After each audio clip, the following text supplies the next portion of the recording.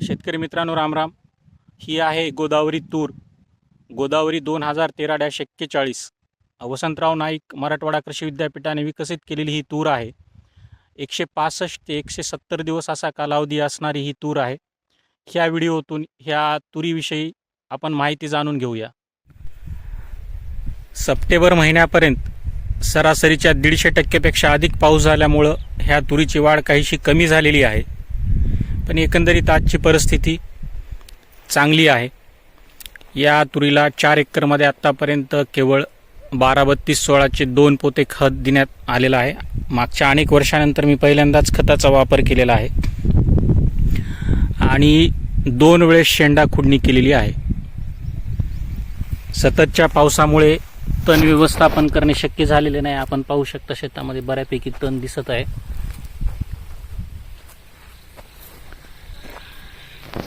या तुरीमध्ये आपण 2दा शेंडे खुडणी केलेली आहे आणि हा शेंडे खुडणीचा परिणाम काय होतो हे मी तुम्हाला दाखवतो.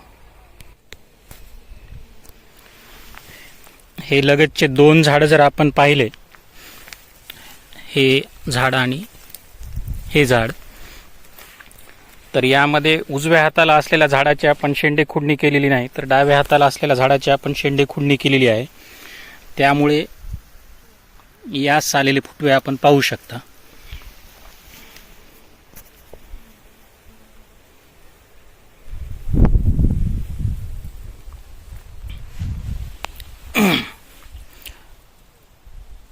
ज्याची शेंडे खुडणी झाली नाही असं हे झाड आहे.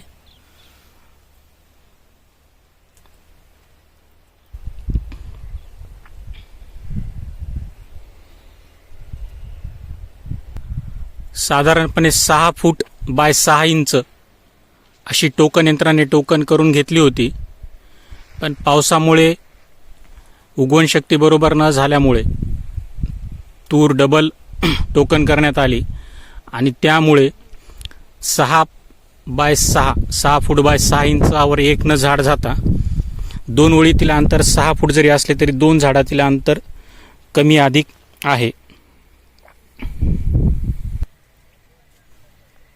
6 बाय 1 म्हणजे 6 स्क्वेअर फीटमध्ये 300 शेंगा मिळाल्या आणि 4 दाण्याची शेंग असं करून जर 1200 दाणे मिळाले आपल्याला, तर साधारणपणे 100 दाण्याचं वजन 10 ग्राम या हिशोबानं आपल्याला 120 ग्राम तूर 6 स्क्वेअर फीटमध्ये मिळणार आहे. तर असं आपलं 7260 झाडं एकरी जर बसले, आपण त्यापैकी 7000 झाडं जर गृहीत धरले, तर या 7000 झाडापासून 120 ग्राम गुणिले 7000 झाड 8 क्विंटल 40 किलो तूर उत्पादनाची अपेक्षा आहे. पण मित्रांनो, कागदावरचं गणित प्रत्यक्षात जुळत नाही. यामध्ये साधारणपणे आपण जर 15 ते 20% घट पकडली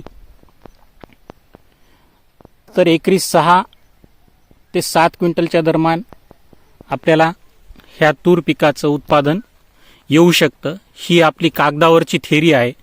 प्रत्यक्षात काय होईल ते आपण शेवटी जाणून घेऊया.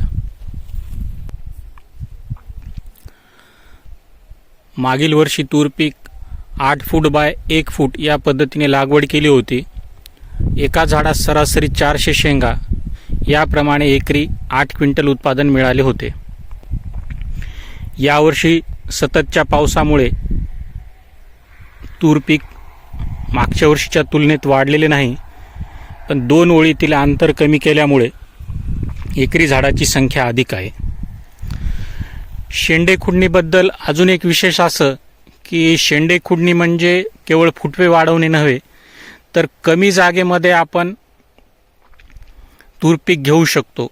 आपण जेवढं कमी अंतरावर तूर पिकाची लागवड केली, तर हे अंतर जर आपल्याला मेंटेन ठेवायचं असेल तर आपल्याला तेवढ्या प्रमाणात शेंडे खुडणी करावी लागते. कदाचित ह्या तुरीचा वाढीचा वेग अधिक असला असता तर शेंडे खुडणी मला 2 ऐवजी 3 वेळेस करावी लागली असती. आत्तापर्यंत 2 फवारण्या झालेल्या आहेत तुरीवरती, पण 1 फवारणी वाढली जिची गरज नव्हती असं वाटते, त्यामुळे एका फवारणीचा खर्च वाढलेला आहे. तूर पिकाचं सर्वेक्षण करूनच फवारणीचा निर्णय घेतल्यास फवारणीचा खर्च आटोक्यात येतो. मुख्य फांदीस सर्वाधिक शेंगा लागण्याची शक्यता असते, तर उपफांद्यास त्या तुलनेत कमी शेंगा लागण्याची शक्यता असते. पण ही मुख्य फांदी आहे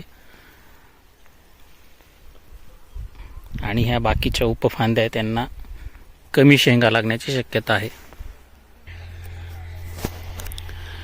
या तूर पिकास वाढीसाठी कुठलेही प्रमोटर, ज्याला आपण PGP म्हणतो, प्लांट ग्रोथ प्रमोटर, कोणत्याही प्रकारचं प्रमोटर वापरलेलं नाही आणि रासायनिक खतही केवळ 4 एकरमध्ये 2 पोते या प्रमाणात देण्यात आलेला आहे. अतिरिक्त खर्च टाळण्याचा हा प्रयत्न आहे. कोणत्याही टॉनिक किंवा PGP शिवाय तूर अशी येऊ शकते. फूल लागण्याच्या अगदी सुरुवातीस ह्या तूर पिकास एक वेळेस पाणी देण्यात आलेले आहे आणि आता फूल पीक बसताना शेंगा पूर्ण तयार झाल्यानंतर दुसरे पाणी देण्यात येणार आहे.